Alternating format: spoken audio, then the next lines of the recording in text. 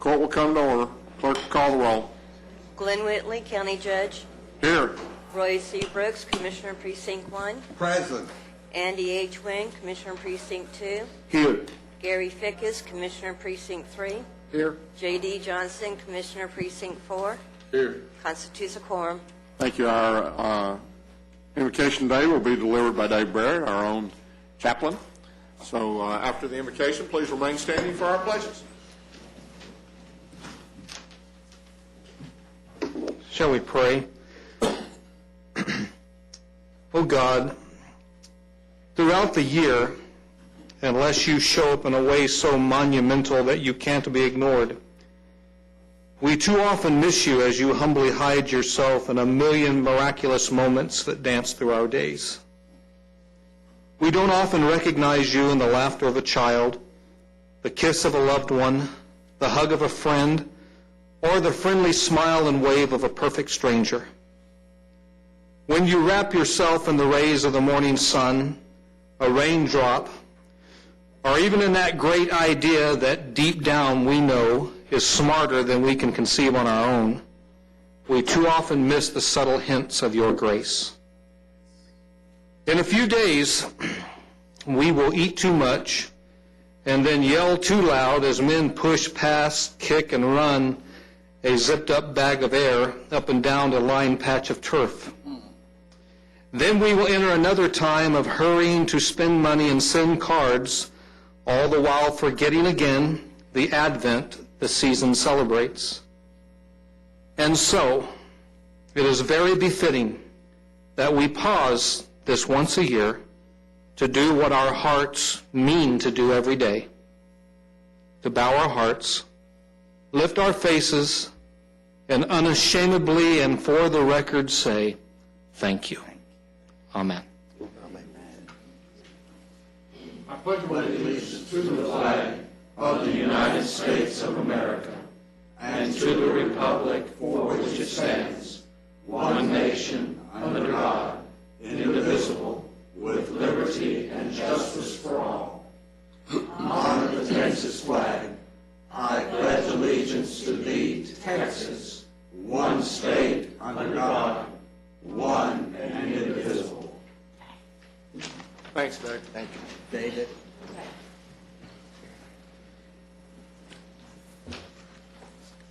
Agenda announcements. Mr. Singleton? I have a few, many, and some, and a couple of agenda announcements this morning. Everybody knows GK was here. On page 2 of your agenda, under Budget and Risk Management, the exceptions to the fee schedule, the exception for County Criminal Court number 5 has been dropped. You should have in your folder a revised court communication. Also, items 7D, 2, and 3, which are professional service contracts, the item 2 for Mental Health Diversion Court, and item 3 for the Veterans Court Diversion Program. Those need to be removed from the agenda and considered at another time, and both of those items are on the consent agenda. Removed today, but not considered at another time today. Not another time today, at another meeting. And then on the briefing agenda, you do have a revised communication, the attachment on the GASB 54 statement. There was a misspelled word in the attachment. And we do have an addendum to the claims register. That's all. Okay. Court members, you have before you the minutes of our regular meeting of November the 15th. Move approval. Second. We have a motion and a second. Any discussion? Please vote. Motion passes unanimously. You have before you the consent agenda. Move approval. Second. So I have a motion and a second to approve the consent agenda subject to the items that Mr. Singleton mentioned a few minutes ago. That is correct. Please vote. Motion passes unanimously.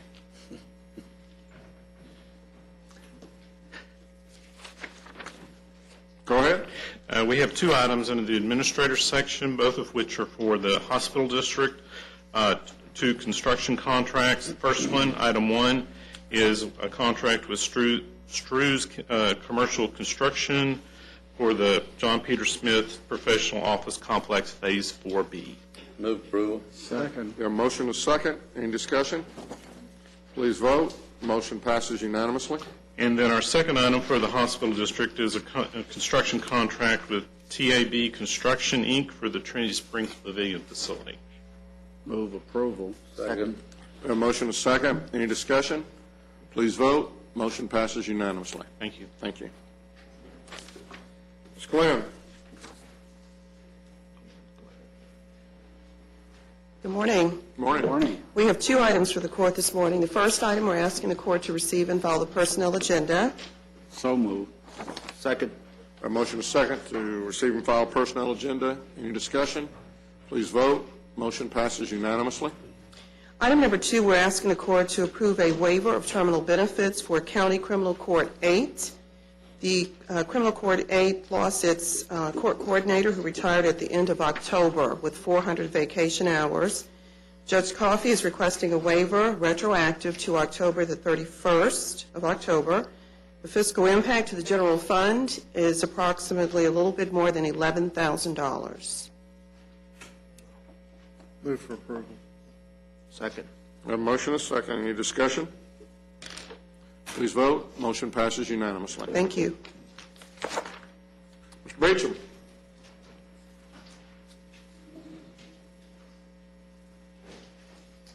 Good morning.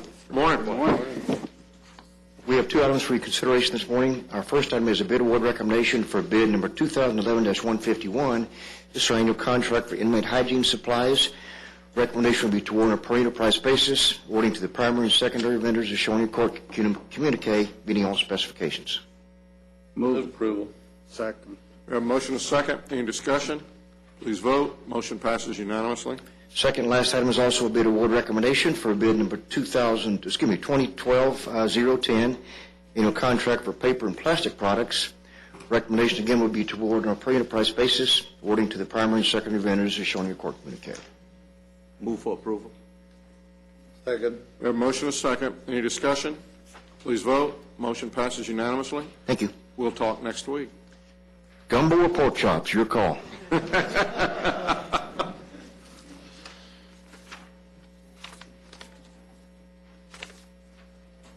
Commissioner Brooks, I believe you have an interlocal agreement. Yes, sir. I move approval of items 7 in 1, A and B. Second. We have a motion and a second. Any discussion? Please vote. Motion passes unanimously. Are there any appointments?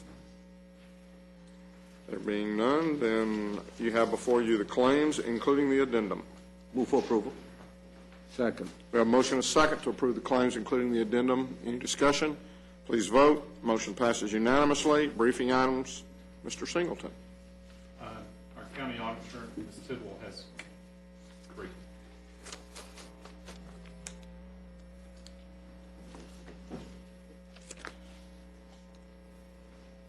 Thank you. Everything we wanted to know about Yeah, well, fund balance. I know this is something you're going to want to take home tonight and read over the Thanksgiving. You're going to wait till tonight. You're going to want to open it, I'm sure, as soon as we adjourn. This is exciting stuff, So, folks. This is exciting stuff. Is there going to be a quiz or a test? There is a quiz. no, There's there's gonna be a no quiz test. afterwards. There's no test. I'll make this very brief and hopefully not very painful at all.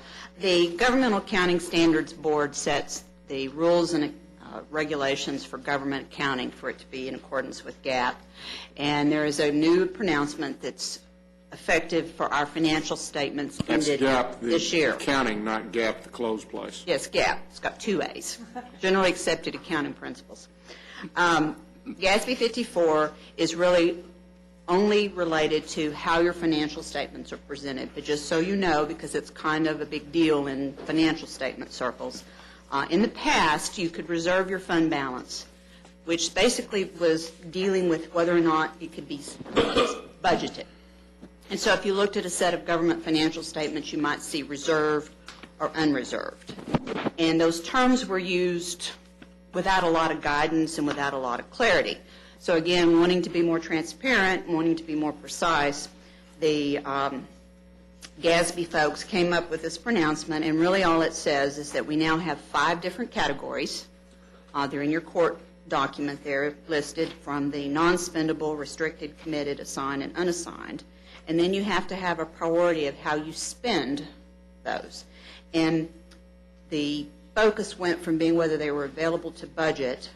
Now the categories are determined based on the strength of the constraints that actually govern the restrictions of those funds. So quite simply, if they're bond funds, they have stronger restraints on how you can spend them than your general fund.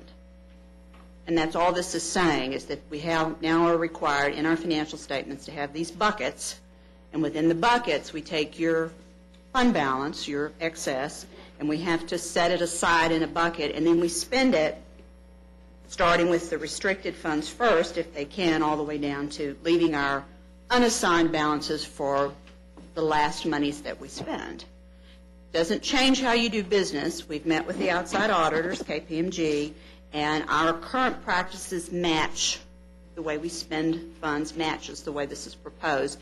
It's just that when you see the financial statements, if you were to open them up and look at them, they will now have these separate categories related to the county's fund balance. And again, there's no physical impact, there's no change in how you do business today that we're aware of. It's just we're now required to present the financial statements in this manner. I didn't want you not to at least be aware of it. I can just tell, I can just see the excitement in all y'all's faces. Thank you so much, Ms. Jim. At least you're informed. That's all we're striving for. Thank you. Can I ask one quick question? An association. Can you explain the spending prioritization? I'm sorry, excuse me? In the document, there is a section that talks about Talking about the new buckets, the prioritization. 5? Yeah, the one that you typed up for us.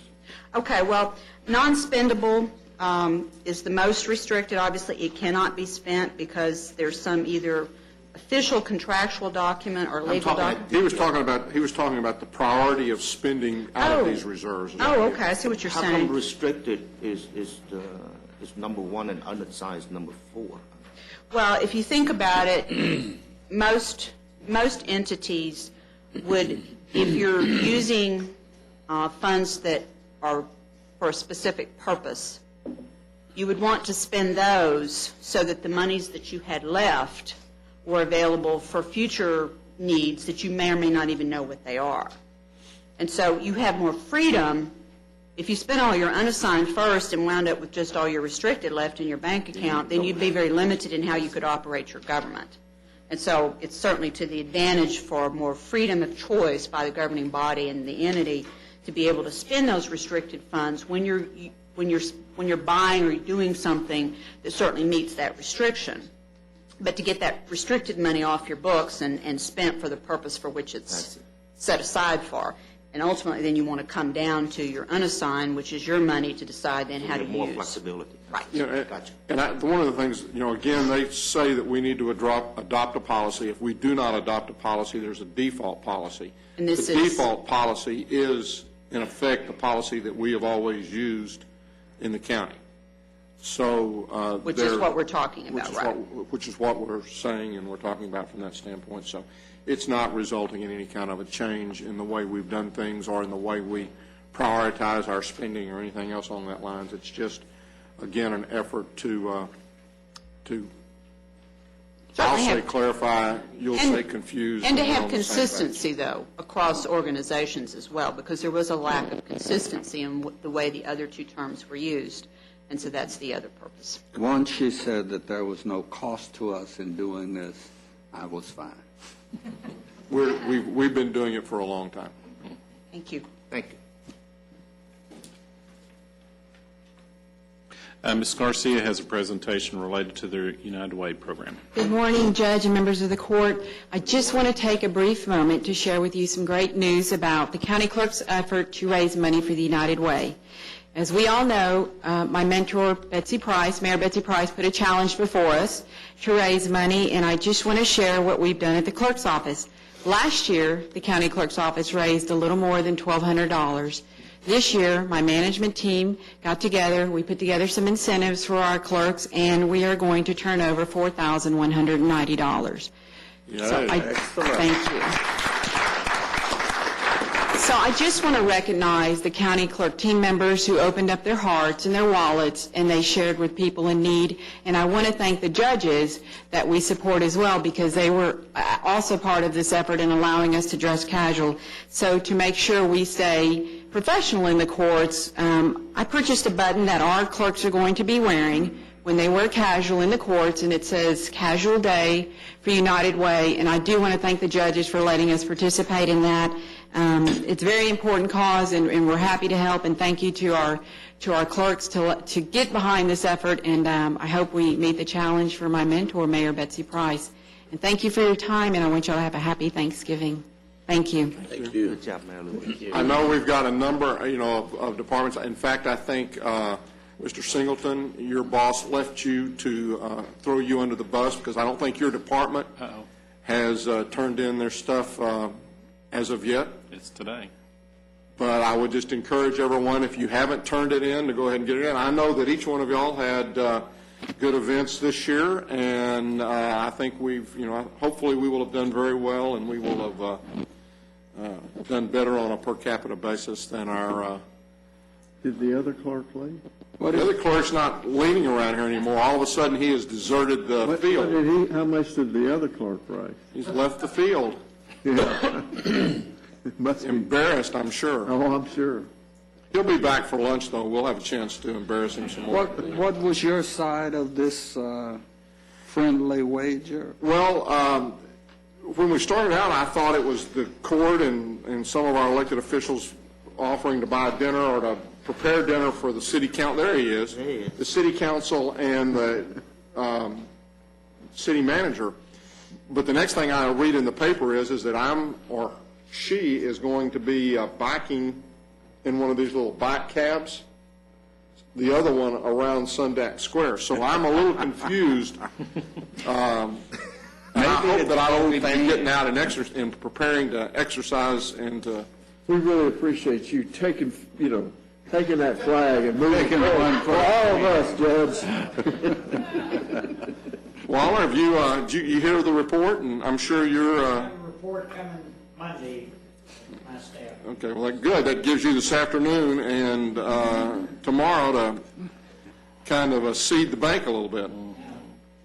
Be sure that... Don't be leaning up against my wall again. Bicycle deal, so. Yeah, okay.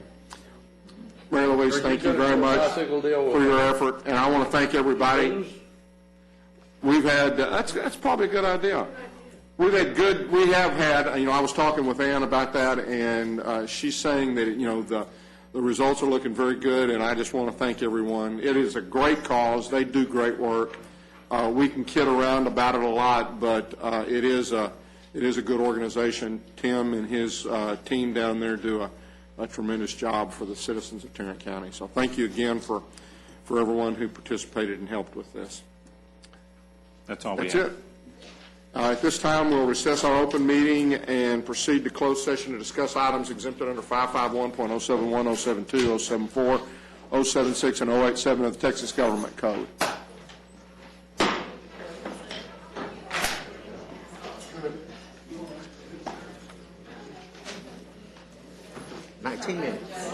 Well, if it hadn't been for that, that's great. So they had to buy the badge in order to be able to wear the jeans?